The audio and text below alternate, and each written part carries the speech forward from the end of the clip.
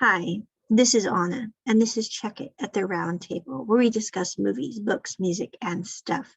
Today, we are discussing Bad Buddy, episode 10 of the Thai BL drama series. Okay, peeps, this premiered on Friday, and I don't know about you, but it's kind of the highlight of my week so far. I mean, we just started the weekend, so I'm sure there will be a lot of highlights, but this was an absolutely amazing episode if you are a fan of this series. I was very disturbed last week when I found out they were delaying episode 10 for 1 week because of New Year's. I'm like, that's not very festive. I'm just saying. So anyway, you can go check out my rant on why I'm upset about that and some options that you could have watched if you weren't able to watch Bad Buddy that Friday or Saturday, depending on where you live on the planet. Anyway, no, Friday or Saturday. Moving on though. Okay, so Bad Buddy, episode 10. This was an amazing episode. I liked it for so many reasons. It's kind of hard for me to encapsulate in a single podcast, but we're going to try here. First off, I am loving the series for one of my favorite reasons, I think, is yes, we do have a BL drama where people do like each other, but we don't have excessive scenes of over the top, what I would call not kid-friendly behavior. I really am liking that aspect of this drama series. I mean, we have Pat and Pran who live across the hall from each other in their dorms and often stay in the same room, but nothing really happens. They just happen to conk out on the same bed and fight over Nong Doll. I mean, this is not usual for most BL dramas, I would say, or for most rom-com type dramas at all. I mean, there's many things that couples do, but it's not fighting over Nong Doll and just conking on the bed. So anyway, I am really liking that. I'm not liking allergies. Just a moment. So, number one, I'm really liking that aspect that Pat and Pram have a very healthy relationship. They're both crazy about one another, but they're also not rushing into things by any stretch of the word. I am also liking in this episode that we have a scene where at the beginning of the episode, Pat wakes up in Pran's bed with Nong Doll because he has slept in again because he's not a very good morning person. And Pran calls him and asks him, can you please bring me my zip drive for my school file? Well, Pat is like, I am tired. This is not Pat. Pat is not available. And Pran's like, you're going to get out of that bed, Pat. You're going to go over to my computer. I have changed the passcode, and you are going to get me my zip drive and bring it to the engineering department because that is what you are doing because you're in my dorm and you happen to be sleeping there. And yes, you can bring me my zip drive because it's like, I don't know, 10 o'clock in the morning. So anyway, Pat very slowly, I am sure, gets up, gets the zip drive, goes to the engineering department, and he is waylaid by 3 of Pat's friends. All the friends kind of jostle him around and take him to where Pat supposedly is and kind of slightly terrify him because Pat knows that engineering was not too keen on architecture was not too keen on the fact that he is an engineering student. It has nothing to do with them being of the same sex and dating. It has everything to do with their faculties. So anyway, but moving on. So Pat is kind of stressed out because he's like, why are they jostling me? Are they going to try to beat me up? There's 3 of them compared to 1 of me. I'm just trying to take Pat his zip drive. So he goes up to the stairs and Pat is standing there kind of laughing. And it is really interesting to see as this series progresses how Pran, I'm sorry, it's a day for me and I need coffee. But anyway, Pran slowly lets down his guard. And I really like seeing that in the series because you have someone who is raised to be like uber type A. I mean, they cannot have anything out of order because that was the way they were raised.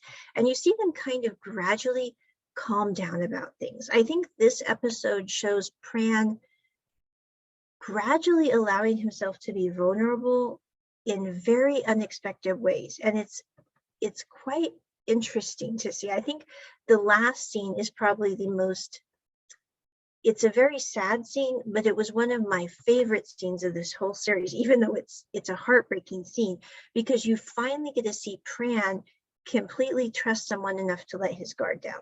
And he's never done that before. And it's Pat. And that's kind of interesting to see. And also to see how Pat reacts to that and how they really are a good couple because of how they relate to each other relationally in a very mature way that is way beyond their years. I mean, you've seen people who are married 50 years and they still don't know how to deal with things well as a couple.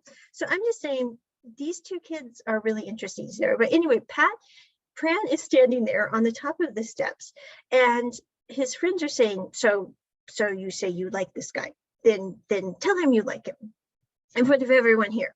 And Pat is like, I like you, Pran. I do like you a lot.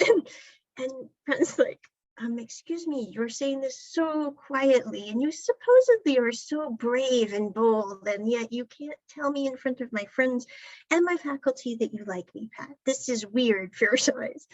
And so at the end of the day, Pat climbs up the stairs. He goes, I like you. I like you. You're the only person I really love, and I'm head over heels for you, Pran.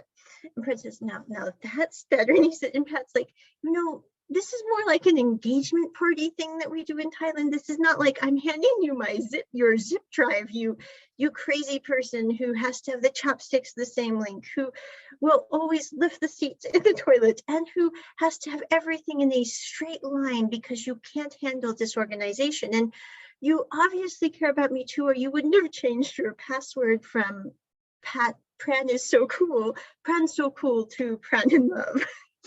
So anyway, they have that moment together at their college.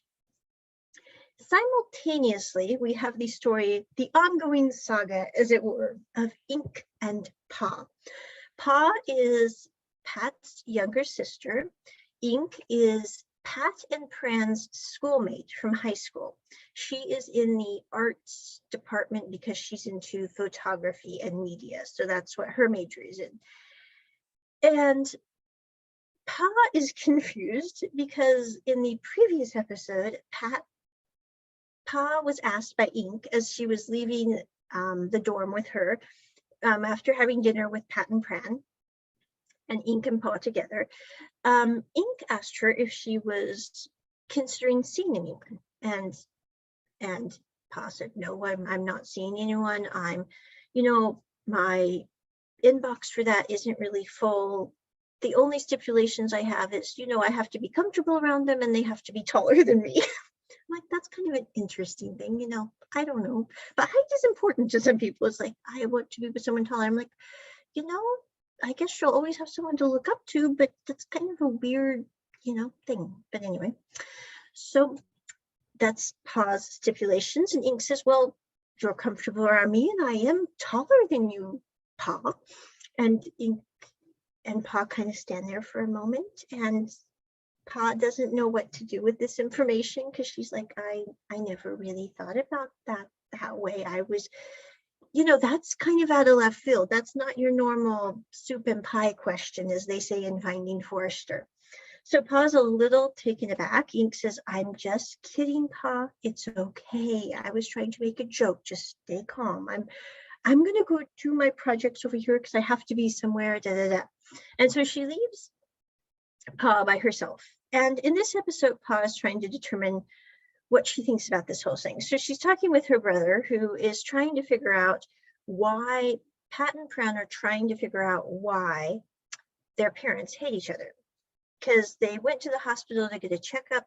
Pran was seen coming out of Pat's hospital room at the beginning of this episode. Pat said that he was coming out of the hospital room because he decided to put in a good word for Pat that he did not have the gun using the CCTV footage, which was entirely honest, but was not the reason that Pran was at the hospital. Well, it's a half-truth. He was there partly for that, but he was also there to be with Pat. But anyway, so he kind of dodged a bullet on that one for having to tell his folks that he's dating the arch nemesis' son. I don't know. So anyway, But they go back to the hospital for a checkup, and Pat and Pran are kind of joking around with each other, and they're not doing anything inappropriate. Pat is acting like he needs support as he walks down the hallway, and Pran's like, you don't need support, you need a kick. But anyway, I'll help you down the hallway since you're being dramatic. Maybe you should be an acting major instead of an engineer major. And so they're kind of going back and forth, and they happen to see that Pran's parents' servant is at the hospital too, and he's seeing them kind of horse around. And they decide to tell the servant that they are dating. And I love how the servant kind of takes it. He's like, well, it really doesn't surprise me. I saw you guys messing around I don't mean messing around like most people who messing around. I mean, joking around with one another at the trash cans, and I saw you in the hospital today. And, it's nice to see that you get along even though your parents don't. And so anyway, that's what the servant of Pran's folks says. And Pat and Pran kind of look at him and goes, do you know why our parents have always been enemies? I know it was supposedly because of the business and because you went to work for Pran's folks instead of Pat's folks, but what is your idea on this? And the servant says, that's not why your parents hate each other. He said, it had nothing to do with the business. We found there was a cheaper Chinese supplier. That's why we got better deals. And I went to work for Pran's folks because I needed a job and they offered me one. And it was a hard time during that time period in Thailand, economically. So it has nothing to do with your parents' discord predates me by far. So I know that's what they told you, but it had nothing to do with me and it had nothing to do with the business. So I'm not sure why they dislike each other, but it was not because of that. So anyway, this sets Pran and Pat out on a journey to try to figure out what happened with their folks to cause a rift that would make them want to raise their children to hate one another, which, as we know, didn't work out all so well. So anyway, this leads Pat and Pran to discover that Pran's mother and Pat's father went to the same high school as Pat and Pran did. And also his mother won a beauty competition. Pran's father went abroad for his education, so was excluded from this whole issue.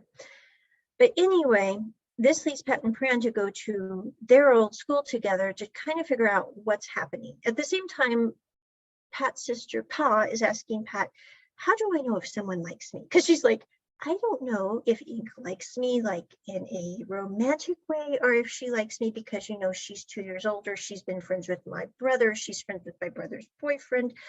They've known each other for years. Maybe I'm just the younger sibling who happens to be in on the conversation, and she's looking after me because she wants to take care of me because I'm friends of her friends and did it. So Pa is trying to figure this out because she's like, Ink is at the restaurants I go to when I'm there with my friends. Ink is always buying me treats and leaving things, snacks that other people leave her for me. And I really don't know if this is like obvious flirting like you would consider typically, or if she's just being nice, because Ink is a nice person. And I think that's one thing I really like about Ink. I mean, she's one of my favorite characters in any drama, to be quite honest, because she's just no nonsense. She's like da da da da da da da, and she really is very helpful and nice and just no drama. I mean, it's nice to meet women in drama with no drama, if you understand what I'm saying here, peeps. So anyway, so Ink and Pa's trying to discern this information, and she's talking to Pat about it as he's trying to figure out what's going on with their parents and Pat and Pran. I'm sorry, I always get them confused, the double P's. But anyway, so Pat and Pran's parents, Pat is trying to figure that out with Pran, and his sister is trying to get his advice on how do I know if someone likes me. And he says, well, Pa, you're the one who came out with like the signs of how I should know someone likes me. If I look in their eyes, if I touch their hand, you could try out your own advice and see if maybe that gives you some kind of inclination on this situation. Now, he does not know that Pa likes Ink at this point. So anyway, Pat and Pran decide to go to their old school together to kind of figure out what happened between Pran's mother and Pat's father. Well, they find out that Pran's mother and Pat's father were always at the top of their class scholastically. Pat's father was always the top of his class, but Pran's mother was always helping with projects, very, very smart in science and all different subjects. So they were very, very good friends. And they asked their teacher, well, what happened to cause the discord? Because obviously they weren't good friends by the end of it, because Pran got pulled out of school when they found out I was hanging out with Pran in music band practice. And the teacher says, I don't know what happened between your folks, but given that they were both teenagers, given that they worked together constantly on projects, maybe it had to do with romance, all those tangled up feelings that sometimes teenagers have about one another. I don't know, but that's just a guess that maybe there was something that happened that way. So anyway, they end up leaving there without very many answers. However, they do have a little moment here where Pran is watching them play guitar, a couple of kids that he knows that are younger than him. And they're playing the song that he played at the Freshie Day music concert. And Pat wants him to play the guitar a little bit. And Pran says, no, my mom doesn't want me to play guitar. This isn't a good idea. And he's just shutting down. And I think that's one thing with Pran, he tends to shut down. It's like he really wants to do something, but he's totally afraid that it will maybe cause trouble for those around him, so he shuts down. And Pat is watching him shut down, as it were, with this guitar thing. And Pat looks at the couple of kids who are playing guitar and he says, you know what? I want you to go, guys, go buy me a tea and buy Pran a tea, and here's some money, and keep the change. And it's quite a bit, so they could all get a drink. And so he basically sends the boys to go get tea, leaving him and Pat in the guitar room. And he takes the guitar and he's just kind of playing with it, Pat is, and he hands it to Pran. He says, Pran, here, play me that song that you were working on for the Fresh Day concert. And he says, no, I'm not playing that song. I didn't finish it. And Pat says, why can't you play the guitar, Pran? And Pran says, well, my mom.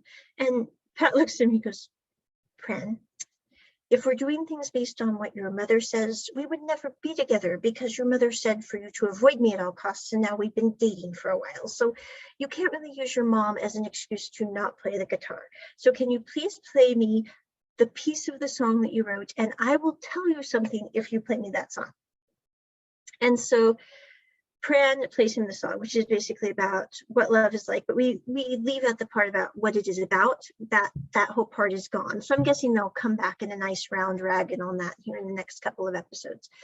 But anyway, so he finishes playing this part of the song that he remembers. And then Pat tells him, he says, the day that you left school, I ran after you with the guitar because I wanted you to have it, but I didn't make it in time. And Pran looks at him and goes, so you're telling me that you liked me for years and years and have been quietly pursuing me kind of incognito, because that would mean that I win, because they were basically vying for each other on who falls in love first. And Pat says, no, I wasn't following you because I was passionately caring about you at that point. I was following you because I liked you a lot, and that was your guitar, and I wanted you to have it, even though things weren't real good between the situation back then. It's also during this time that they have a little discussion, because when they come up to the school, Pran is remembering how Pat was always late for school and ended up having to dance around in a circle, tipped over, because that was the punishment the teacher had for being late. And when he was a little boy, he would step out of class to watch Pat be punished. And he's thinking about this, and as they're coming up to the school, and Pat looks at him and goes, you're thinking about me being punished on mornings when I was late. And Pran says, no, I wasn't thinking about that at all. He says, yes, you were. You had that same face when you were like 8 years old looking at me. So that proves that you were, watching me from afar, even back then. And Pran is like, I don't think it was, reasons of romantic intrigue that I was watching you get punished when you were 8. It was because, I kind of took a satisfaction out of you being in trouble. So anyway, they have this nice little kind of reminiscent time at their high school. They then go back to the regular day-to-day life. They find out that, they're buying groceries for school. It's also during this time, I'm sorry, I'm kind of switching channels, but they're buying groceries for themselves and having kind of a nice outing.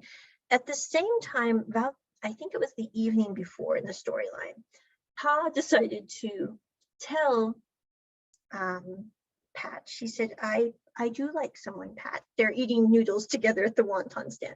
And Pat says, yes, my sister likes someone. Who is it, Pat? Or who is it, Pa? Who do you like?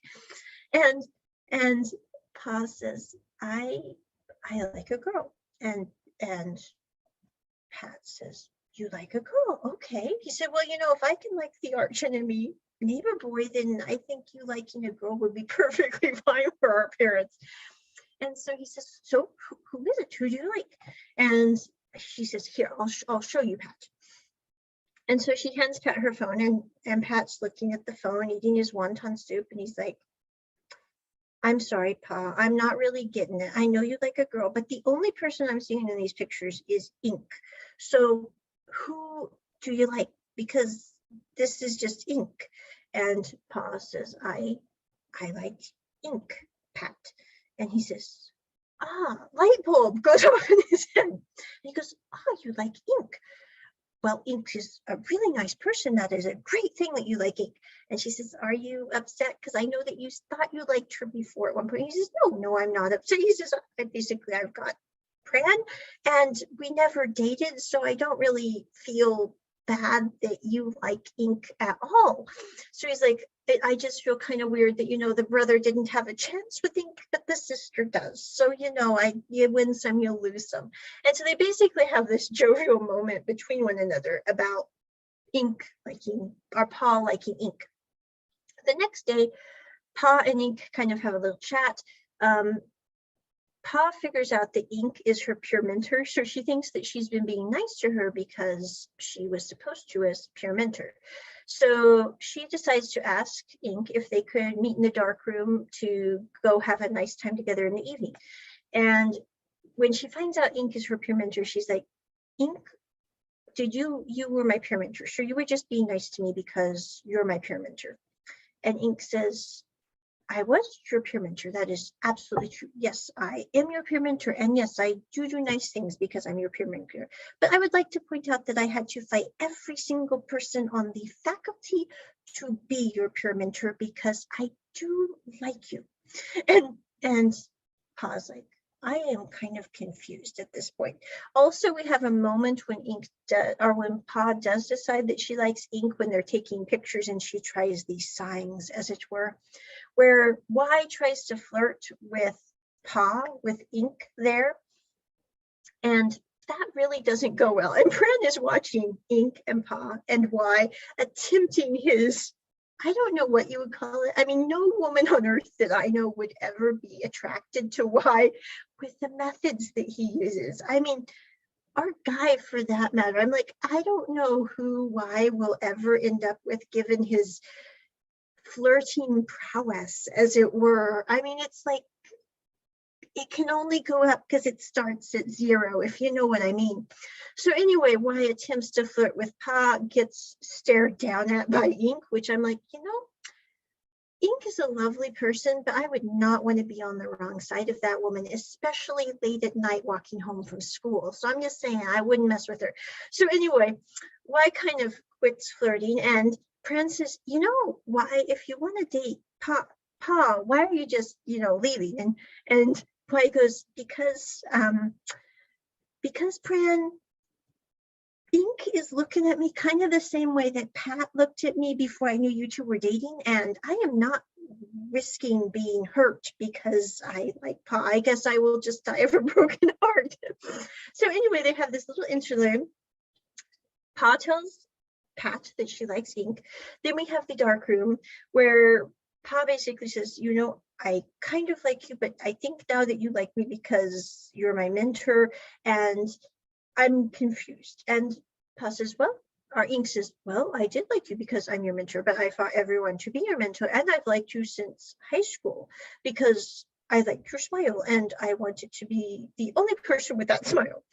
And so they basically have a moment with a agree to be a couple in a way, I guess you could say. I don't know. I'm not sure. But anyway, so I think this is the first Thai BL drama series I've seen with two girls together. Kind of weird, but they don't really show up in Thai dramas too much. Anyway, so, and Ink is a fabulous person. I'm like, Pa could do far, far, far worse than Ink, if we're going to look at it this way. And Pa is a really cool person too. So I'm like, they really do make a good couple. So anyway, and I don't mean far, far worse in a bad way. That's how I look at life. It's like, well, they're a really nice couple. And considering Pa's alternative, I'm like, no one in their right mind would say why is a better choice. Okay. I mean, no offense. I'm just saying, yeah, words do not express how I feel about why. Okay, moving on. So Pat and Pran are grocery shopping and trying to get Pran's guitar fixed. And they also ate out at the restaurant. So they have their cart loaded with things, Pran's guitar, etc. They've had a nice meal together and they're just kind of chatting and joking, etc. And Pran makes the mistake as Pat is being particularly clingy. I mean, I think he was a dog in a past life. So anyway, he says, "Oh, there's your dad." And Pat completely quits being clingy. And his dad is not there, of course. But then they're walking along, chatting, having fun. And Pat's dad is there. And Pat's mom is there. And they know that they were more than friendly, if you want to say it that way. Although I will say, if I were walking by Pat and Pran, I probably would just assume that they were really good friends or brothers. But I lived with Bob for years and we just hung out and were kind of zany sometimes. And I'm just going, I wouldn't really think they were probably a couple. I just assumed that they were, brothers. Or if someone said, "Oh, they're a couple," I go, "Oh, good along well. That's amazing." So anyway, but Pat's dad is upset and he's like, what are you doing with this kid from the next door? And Pat is like, we're friends, Dad. It's, we're out shopping together. He says, a friend doesn't, cling on somebody like a lost dog. He doesn't say that, I'm saying that. And then basically he starts to lunge at Pat's dad does. And Pran tries to get between them, not because he's trying basically to cushion a hit, but he thinks, I'm just going to get between them, hopefully calm him down, etc. Well, what happens instead is Pat's dad pushes Pran against a wall to the floor. Pran is kind of shocked because Pran is not really into fighting, and also he's kind of, I would say, I don't really know a good term for it. He's overwhelmed and I think kind of panicking, to be quite honest. Pran is, and I don't blame it at all. I mean, I've totally been there before. It's like you see things going and you're going, oh boy, what are we going to do? So anyway, Pran is panicking. They're on the floor trying to figure out what the hell to do because he's like, I can't really run and leave the situation because I'm not going to leave Pat to deal with his dad being deranged in public. I mean, not that it's good in private either, let's face it. But Pat then looks at his dad, and I do have to say, it's a really hard pick between the two characters of Pat and Pran, who is my favorite. I think I like them together as a couple, which is really weird for Anna, because normally I have to sit there and go, I like one character of this couple better than the other because of these character traits. It's never because of appearances, peeps, because appearances just aren't my thing. So anyway, but I do have to say with a couple of Pat and Pran, I think the thing that I like most about Pat is exemplified in this scene, for example, because Pat looks at his dad, who has just pushed Pran to the floor, and he's going, you know what? This is wrong. I don't care if you are my dad. I don't care if you were the president of wherever. This is wrong. You do not push someone to the floor and, try to hit your son because you have a fight with the neighbor that you think needs to be passed on to your children, because this is insanity. And Pat looks at his dad and he goes, you know what?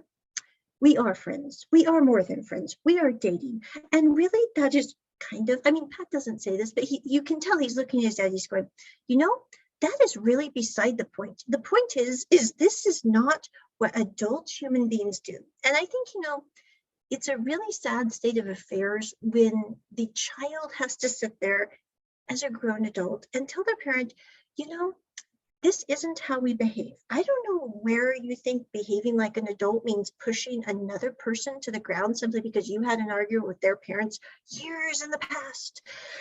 But this is not that day. And so Pat looks at his dad and goes, you know, I know that you lied to me about why Pat and Pran and I's parents hated each other and all that. I know that's a lie. But the thing is this is not what you do. And yes, we are dating. And yes, we have been dating. And you were probably basically going to find out about it before, eventually, but I guess you find out about it this way. And so Pat's dad leaves because now he's embarrassed because everyone has seen him push Pran to the ground. Pran is just sitting there kind of dazed going, I really don't know how to deal with this. I'm on overload. And you can tell he's sitting there going, I am overwhelmed. I'm not sure how to handle this. So Pat's dad and mom leave. Pat tries to help Pran up. He says, okay, are you okay? Are you all right? And Pran goes, I'm fine. Go talk to your dad. And Pat does not want to leave. He says, are you really okay? And Pran kind of unloads on him and goes, yes, I'm fine. Go talk to your dad. And it's at this point you can tell Pran basically has a meltdown. He starts to cry. He leaves the grocery mall area. I'm not really sure. I haven't seen a grocery store quite like this. It's like groceries and mall all together, kind of different. I don't know if it's just a Bangkok thing or something. I don't know. But anyway, so he leaves the store and Pat leaves the store in opposite directions. Pran then goes home and Pat goes home. Pat has a kind of knockdown, drag out fight with his father, and Pran has a fight with his mother. Now, when Pran goes home with his guitar. He leaves the guitar outside because he knows that his mom would probably throw it out the window. She saw it. And he goes in to talk to his mom. His servant has warned him that his mom kind of knows what's going on. And I'm not really sure how the mom knows what's going on. I'm like, how did she figure out what happened at the mall? I mean, that's kind of weird. But anyway, so he goes in, the servant says, would you like me to come in with you? And I really wish the servant had gone in with him because then his mother wouldn't have been, I don't know a nice word for it, a trollop. It's not maybe not, it's a nicer word than I could have used for it right now. But anyway, she unloads on Pran. She basically tells him, you tell me what you did. And Pran says, Mom, you know what I did. Why are you asking me what I did? And he says, yes, I am friends with Pat, basically. Yes, we are dating. And she says, well, you know that he's part of that family over there. And Pran's like, you know what, Mom? I know everything that you told me about that was a lie. And I know that you don't like that family. And I know that you think they're disgusting and terrible and awful. But really, are you any better because you lied to your children and you made me not relate like other kids because of your problems that you didn't get a handle on? It's at this point that Pran's mom slaps him, and Pran looks at her and goes, you know what? Basically, you can tell in his eyes. He's like, you know, I have been a good kid. I have done everything my parents wanted me to do. I have decided to be with Pat because Pat is a good person, despite his family and despite my family. And if my mom doesn't get that after years and years of me trying to do everything to please her, I guess it's not worth it. And he walks out of the house. And his mother knows at that point, I think, you know, I don't really understand why parents would decide to slap their children. It's like, you know, your child is a human being. It doesn't ever, nothing is explanatory for slapping a child. I don't care if nothing is explanatory for slapping any human being. I mean, let's face it. But she was mad because years and years ago, she had a problem with Pat's father, and she never dealt with that problem. So she thinks she needs to make her children miserable, or her child miserable, because, oh goodness, they might have a chance of happiness, and let's just waylay it because we had our, I don't know, issues in the past. So yeah, I mean, I'm not very impressed with Pran's mom. So anyway, Pran's mom walks over to Pat's house as Pat and his dad are having a bit of a knockdown drag out, if you want to call it that. That's what we called it where I came from. But anyway, she walks in and says, you know what? I have for years dealt with the fact that you Pat's dad, are a terrible person because you went to the teacher and told him that I didn't want to go to university and you took my scholarship when I was in high school, back when I was 19, which, was almost 20, over 20 years ago, beeps in this story. And she's like, and I have dealt with that, but basically I'm ticked because I did something wrong with my kid and I'm going to come over here and make you pay. And then she walks out. This whole scene is kind of confusing to Anna because I'm like, I don't see why Pran's mother didn't march into the teacher herself back, when she was 18 or 19 and say, I do want to go to university and I do want that scholarship. I mean, why did she just take that lying down, beeps? I mean, no offense. I'm like, it's nice to be able to blame someone else for your problems, but at some point you have to sit there and go, that person might be a scum-sucking pig, but still, I could have done something about this. I was able to walk into the school and say, so-and-so is lying. I would like that scholarship and I would like to go to university.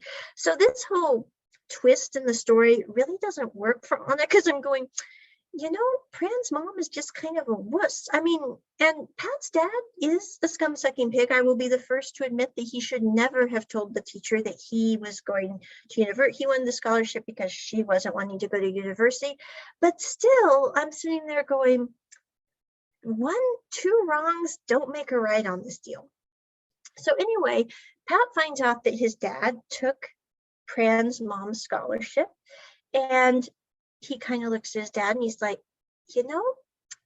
it's just not worth it. I think both boys at this point have kind of realized that they're both interesting, I think, because their parents are abject failures when it comes to relating to humanoids well, but the boys somehow have a really good character. I mean, in different ways, but they both kind of have this moment of realization when they realize that both their parents kind of suck. I mean, it's just one of those things. And, it's one of those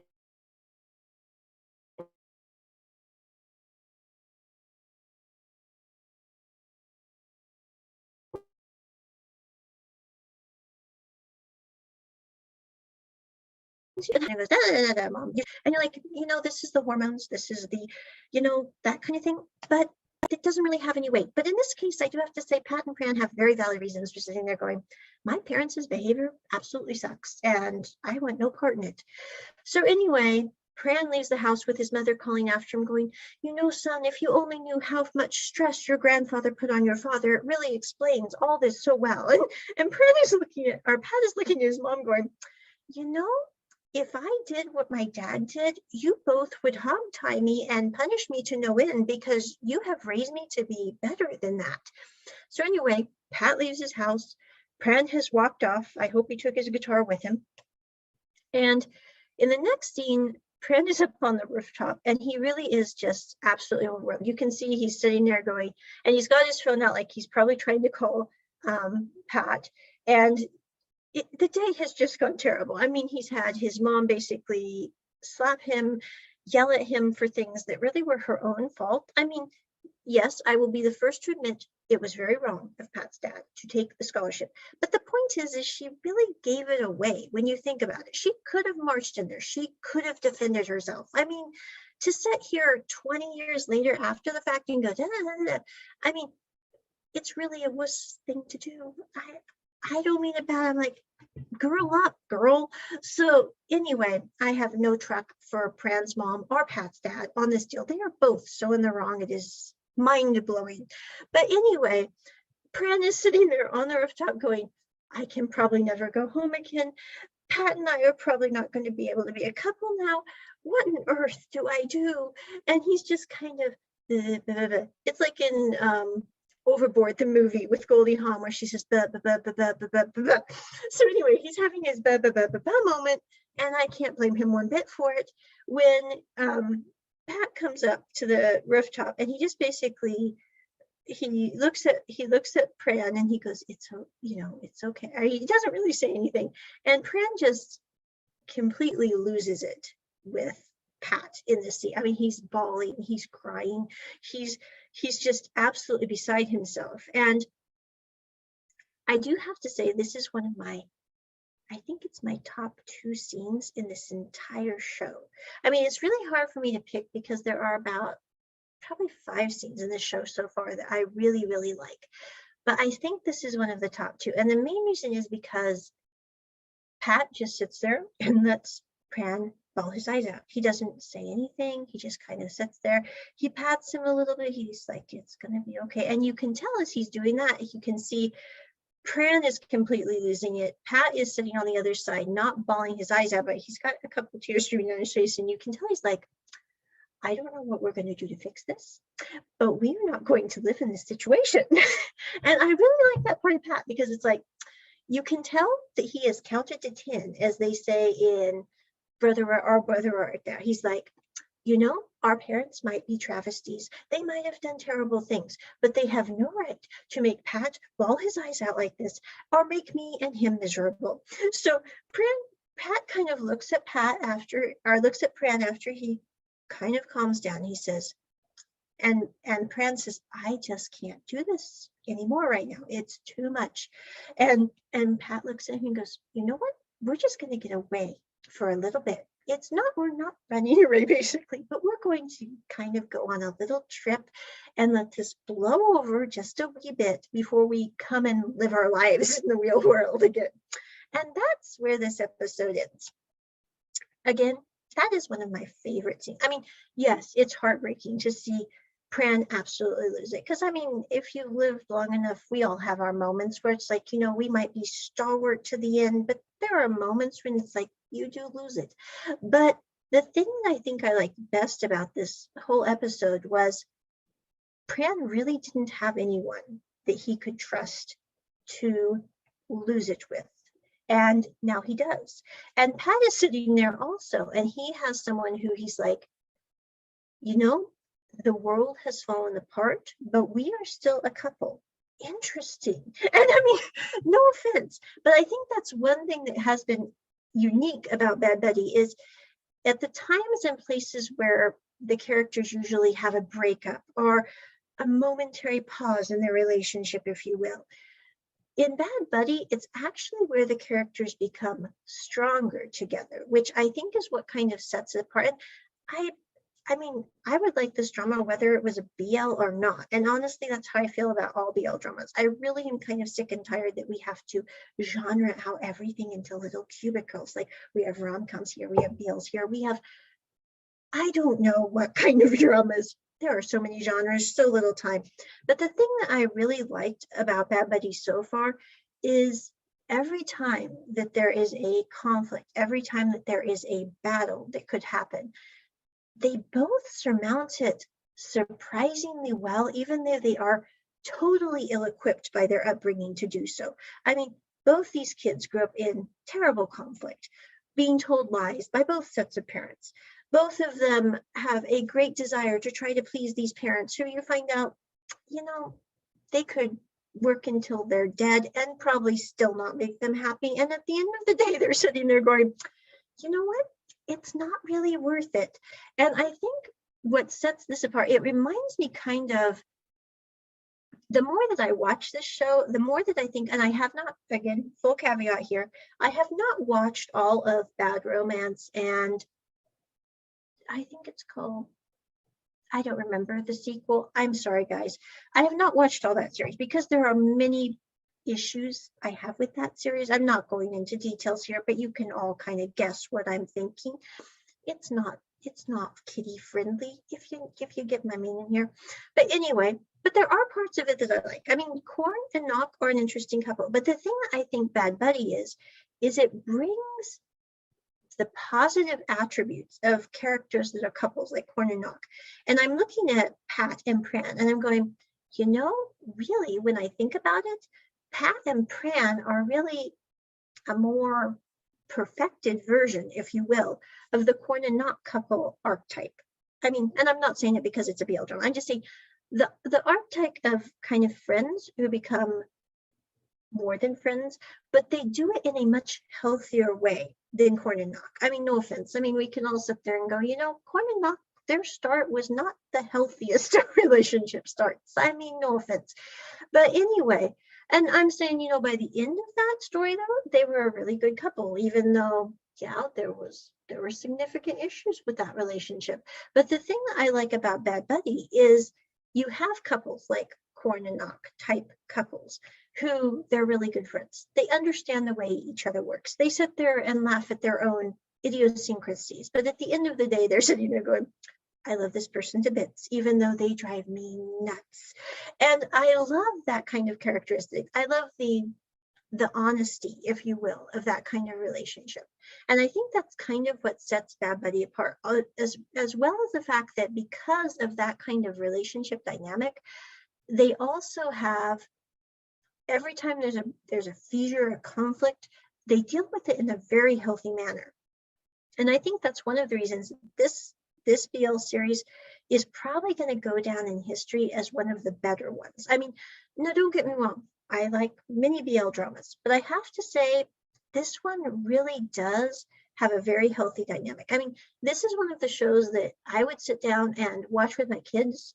I mean, no offense. It's like, you know, this is a good show for kids to see because, and it's not because it's BL. I watch many different, I mean, I watch Stargate, I watch Star Wars, I watch Star Trek, I watch Dr. Quinn, I watch Andy Griffith's show. I mean, Cosby Show. I mean, I watch many, many different types of shows with my family. But the thing is that I like about this show is you're dealing with younger people. You're dealing with younger people who are trying to figure out how to care for the people that they care for and how to care for them well, which you don't really see in a lot of young adult shows. You see people trying to care for people and you see people giving into passion, but you really don't see that. What I consider, if you want to say it, I mean, the term is so cliched, it's annoying to Anna, but real caring, which to me is real love, you don't really see that in most productions. You see like people are like, oh, I like this person because of their appearance, therefore I'm going to go all out for them and be passionate. And you're like, at the end of the day, honestly, and they're going, you know, eventually those two characters are gonna have to do laundry, as they say in Alex and Emma.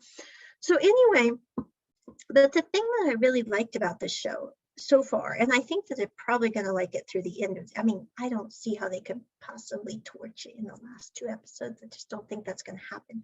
But anyway, I like that we have a very strong couple that is still very young. And don't get me wrong, I really like BLs that also have people that are older than, you know, in their early 20s in it. I mean, I think when they came out with To My Star, I was like, yay, we finally have a BL that's not just about college students. No offense to college students at all, because college students are awesome. I'm going back to college actually. But anyway, the point is, I think it's nice that we have a well-rounded variety of age groups. But I also think in this show, it's really neat to see younger people handling difficult things well, because I don't mean it weird, but when you're in your early 20s, okay, when you're any age, it is hard to handle difficult things well. I mean, you want to handle them perfectly well, but let's face it, sometimes you're sitting there going, you know, one storm at once would be fine, but 5 coming at once is just a little tricky to manage well. And I think this drama really does handle, how do people handle things well? How do they deal with the fact that they really didn't think that they liked someone of the same sex their whole lives, but they did. Or I think the other thing that I think is interesting is we really don't have what I would call the gender wars in this series. I mean, we have their friends and acquaintances going, I didn't know that you liked guys, or I didn't know that you liked girls. But we don't have the characters themselves sitting there going, like we do in some of the dramas, which Anna finds intensely annoying. I mean, no offense, it's like, why these moments? There's no reason for I mean, it is what it is in this situation, although I do hate that quote. But anyway, but the point is I think it's a very interesting series. I also like that we have at least 2 demisexual characters in the series, which, let's face it, demis don't really get a lot of screen time. I mean, I can really only think of one American show that has a demi, and that would be Sheldon Cooper. I mean, that's kind of questionable, but yeah, I think Sheldon's the only one. But anyway, we have 2 demisexual characters with Ink and also Pran. And I mean, people could argue with that way, but you know, Pran has liked Pat singularly throughout his whole life. I mean, it's always been Pat. Now, Pat, I think Pat has had, you know, ideas about other people, but you know, settled on Pran. That was a good decision. But anyway, and Ink, we have Ink, who, you know, Ink kind of saw Pa when she was in high school and was like, Pa's the one for me. I'm going to go to college. I'm going to make sure I am a Pyramidty, and I'm going to make sure I'm really nice to Pat, and I'm really nice to Pran, because that will help me maybe get Pa. I mean, no offense, Ink is a nice, conniving person. So, you know, we've got two dim eyes, which I think is kind of interesting as well. We also have the, you know, honestly, it's the first girl couple I have ever seen in a Thai drama. And they were a good couple as well, which I think is kind of, I mean, no offense, but girls in dramas can be kind of dramatic. And I'm sitting there going, you know, I'm a girl. I'm not dramatic though. I don't see why we have to be portrayed as dramatic in film. So it was really nice for Anna to see two girl characters in Pa and Ink that are not drama queens. I mean, I don't mean that bad at all. I'm just saying, and they seem very level-headed and practical for the most part. There will say Pa's a little weird sometimes, but we all have our days. So anyway, I give this episode an absolute 10 out of 10, which hardly ever happens, people. I think maybe I've done it 3 times in the history of this podcast, and we're almost on, I think, almost our 500th episode. I honestly don't know. I've lost track, but I really got to update the episodes. But this is our, I think, 3rd video episode as well as audio. You can check it out on YouTube on our Check It Roundtable channel. I can honestly say you know, you just see the top of my shoulders and my head and my hair, which is way too flat because of the weather here. And I have a lovely backdrop. I love making it move. So anyway, but it's not really that impressive. I mean, the audio version is pretty much equal to the video. So anyway, but I would give this episode an absolute 10. I did drop a link in the description so you can check out my playlist with all episodes in order if you want. I'm also going to drop a link to the Bad Buddy Chance OST playlist. This is my collection of chosen songs that I think the curators on YouTube, the creators, have done a I've got hiccups. I am so sorry. Anyway, have done a fabulous job compiling of the Bad Buddy, making these wonderful fan-made MVs. So I will drop that in the description. Now, I will say there are I do have Cake by the Ocean on there, which if you don't want your kiddies to hear maybe a couple of swear words, you might want to skip that song because I have 2 versions of that. I also have one of, there is one, I am not a person that cusses at all. I think that's one thing my friends think is very weird. I do not cuss at all. It's just not something I do because I grew up in an environment where people cussed all the time, and that was not pleasant. So I don't cuss at all, except I will sometimes when my plumbing is really bad, say, darn bloody, that's not good. So that's kind of the only thing I say that is maybe not completely kosher. But you will never hear me say anything else. It just doesn't happen. But anyway, there is a song that just have the F word, but the only reason I have it on that playlist is because it is a, what do you call it? I forgot the term because I'm not very up on all these terms now, peeps. I'm sorry. But anyway, it's a comedy video that's basically a spoof on Bad Buddy, and it is bloody hilarious. If you have, okay, I used the word bloody, but anyway, if you haven't seen it, it is terrible. I'm trying to think of the name of it here. What is the word that we call those spoofs? I'm sorry, peeps. I'm drawing a blank. Let me see if I can fix this here. I'm gonna go to my personal channel and pull up that playlist so I can see what you call it.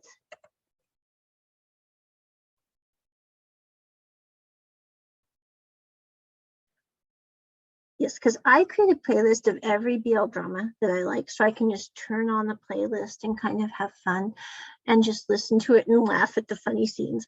Anyway, it is a what do you call it? They do not have its name.